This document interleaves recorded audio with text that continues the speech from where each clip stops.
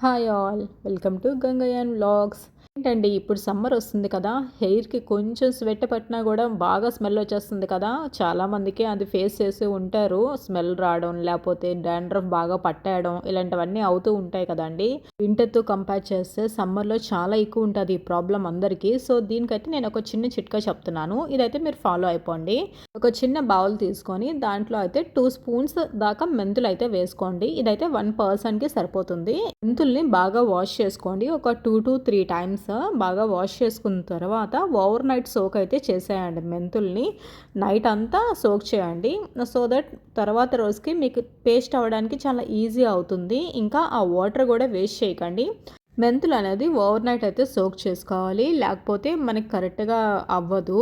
Over night soak చేసుకున్న మెంతుల్ని తాగినా మంచిదేనండి ఆ వాటర్ని, లేదంటే ఇలా మన హెయిర్కి కూడా చాలా మంచిదన్నమాట. పేస్ట్ చేసుకోవాలి. నెక్స్ట్ డే మనం ఏదైతే వేసుకున్నామో ఆ మెంతులు చూసారా, నెక్స్ట్ డే చూసారా అలా కొంచెం ఇదవుతుంది, అంటే కొంచెం సాఫ్ట్ అవుతాయి అన్నమాట మెంతులు. ముందు రోజు కన్నా తర్వాత రోజుకి బాగా ఇదవుతాయి అన్నమాట. సో ఈ మెంతులు మనం ఏం చేస్తామంటే మిక్సీ జార్లోని మనం బాగా పేస్ట్ చేసుకోవాలి. చూసుకోవాలి మరి థిక్ కన్సిస్టెన్సీలోనే ఉండాలండి.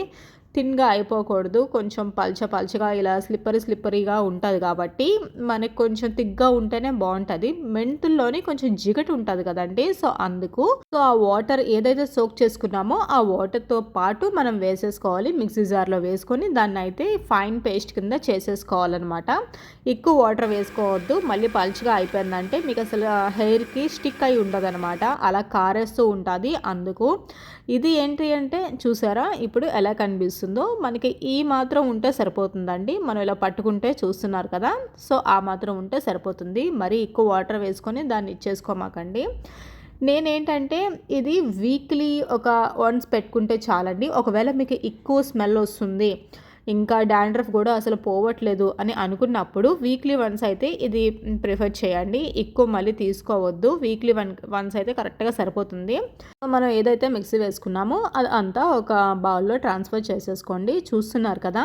ఇన్ కేస్ మీకు ఒకవేళ ఎక్కువ అయిపోయినట్టయితే ఆ పేస్ట్ని మనం ఎంతైతే ఒక బౌల్లో తీసుకొని అది మనం యూజ్ చేసుకోవచ్చు. మిగతా అది మనం ఫ్రిడ్జ్లో పెట్టుకోవచ్చు అండి.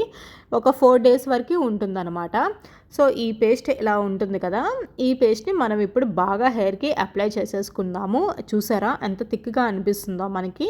సో మనం ఇప్పుడు ఏం చేద్దామంటే ఎక్కడైతే ఎక్కువ డాండ్రఫ్ ఉందో ఫస్ట్ అక్కడైతే అప్లై చేసేసుకోండి.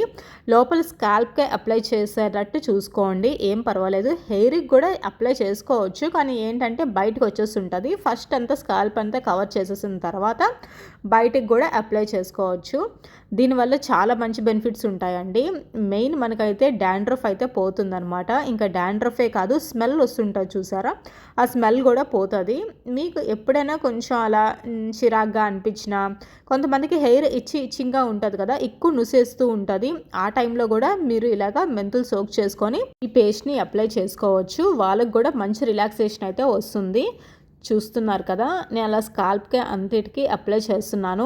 ఎందుకంటే స్కాల్ప్కి అప్లై చేసి కొంచెం మసాజ్ చేసుకోవాలన్నమాట. దానికి పట్టేలాగా స్కాల్ప్కి బాగా పట్టాలంటే మనం కొంచెం మెంతుల పేస్ట్ని ఆ స్కాల్ప్కి అప్లై చేసి మసాజ్ లాగా ఒక 3 minutes చేస్తే సరిపోతుంది. సో దట్ మనం అప్లై చేసిన మెంతుల పేస్ట్ అంతా కరెక్ట్గా సెట్ అయ్యేలాగా చూసుకోవాలి మనం.